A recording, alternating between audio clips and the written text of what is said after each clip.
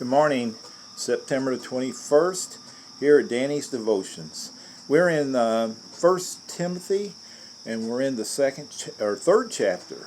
Third chapter. This is a tough chapter that I lived with this for a number of years. The qualifications of being an elder, an overseer, a leader in the church, and I was privileged to have that honor of being an elder at one point in time. And these qualifications are very significant, and I think these qualifications should apply to every Christian, not just elders or overseers of the church. But you'll see it's very strict. And Paul is telling Timothy, these false teachers, you're going to have to hit them hard. They're not going to go away unless there's men enough to stand up to them and tell them the truth about the gospel and not let them get away with what they are doing and teaching under the law, that they have to be under the law to become a Christian.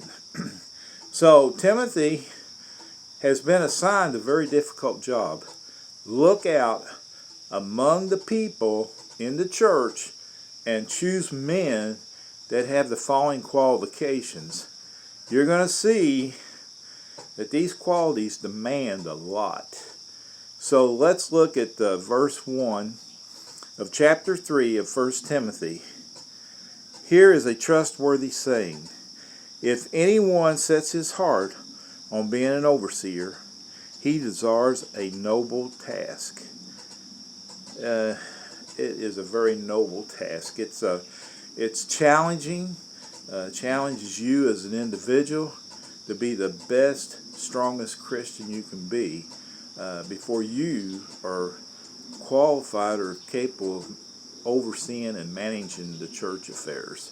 So it is very strict, very demanding. So let's look at what he says as he goes on.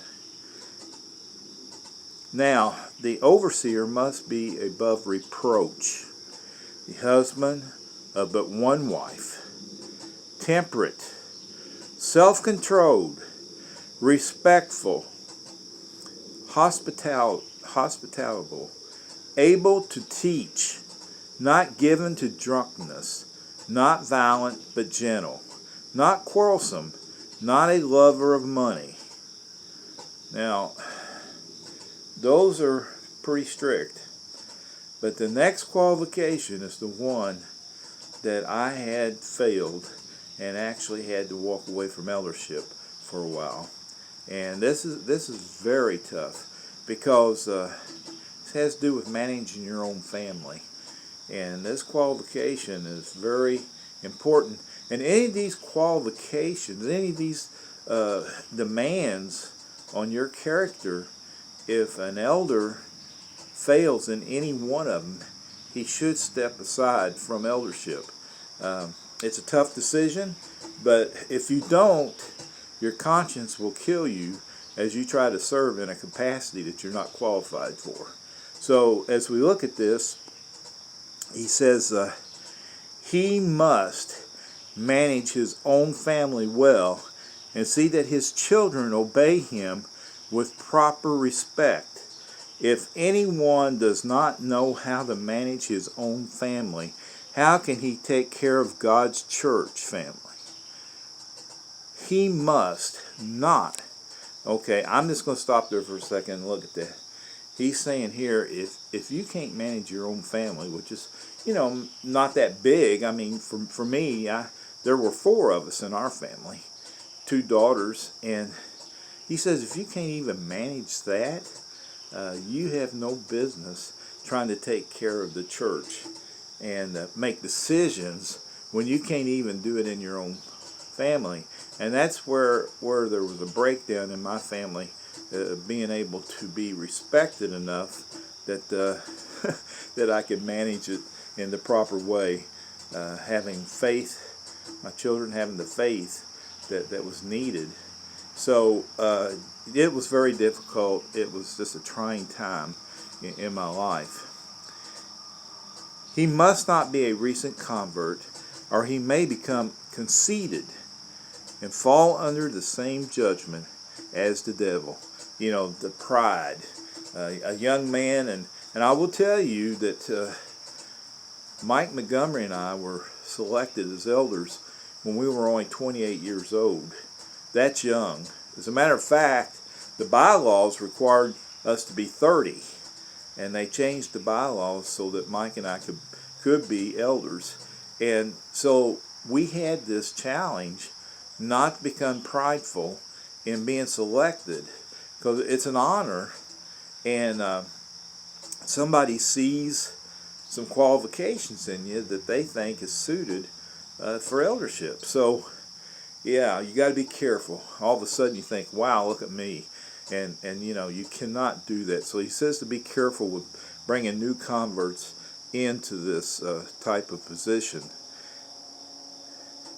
He must also have a good reputation with outsiders, so that he will not fall into disgrace and into the devil's trap.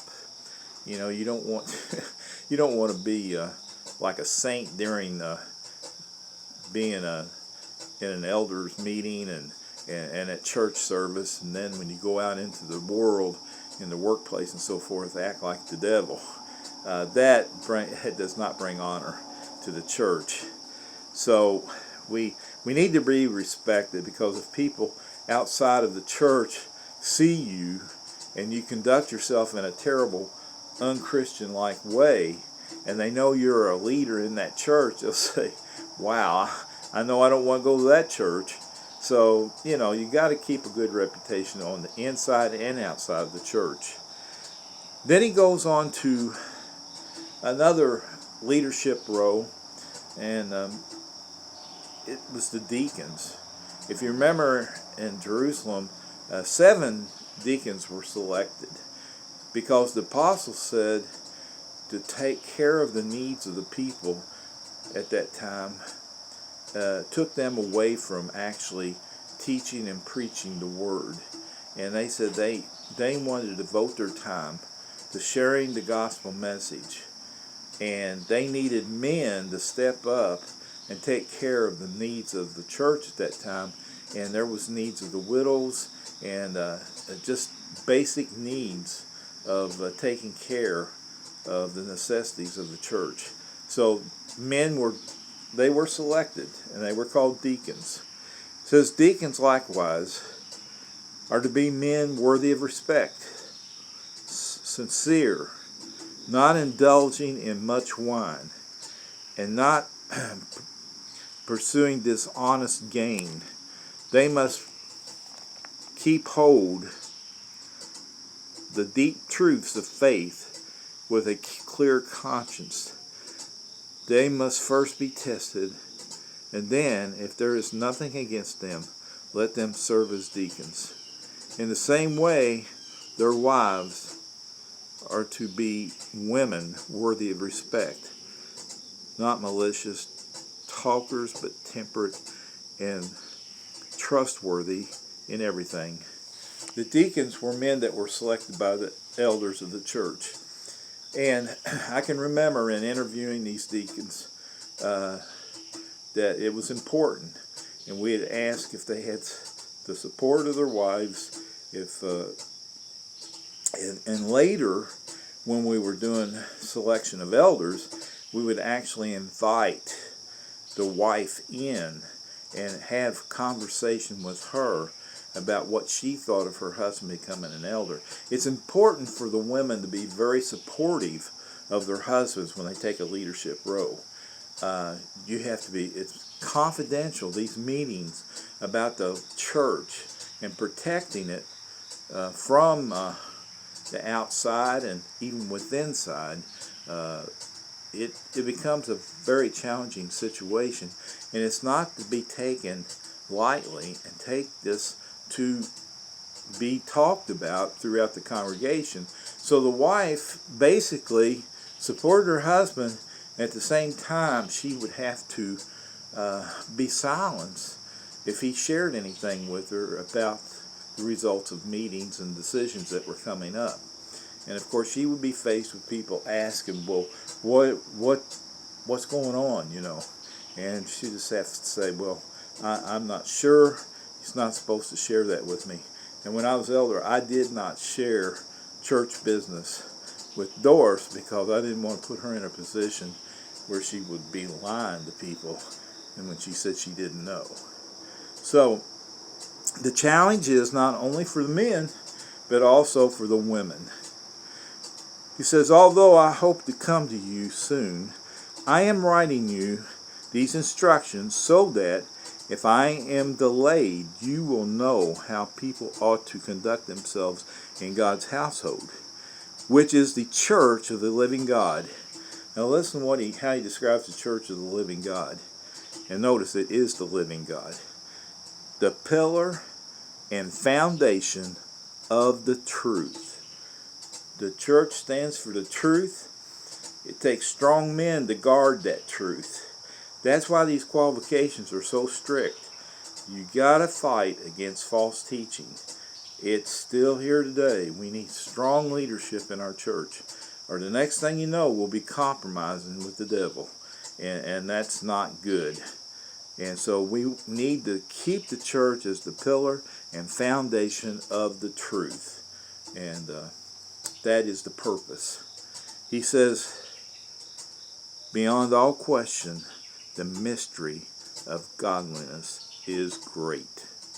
Beyond all question, the mystery of godliness is great. Godliness in the leadership's lives, their families' lives, it's necessary.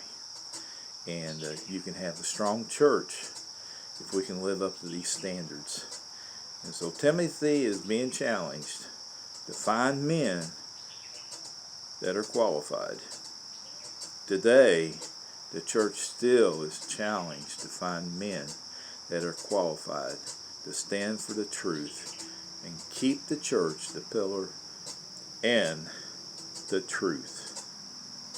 So with that, we will say goodbye, and we will see you next time in Danny's Devotions in 1 Timothy, the 4th chapter. Have a great day. Thank you.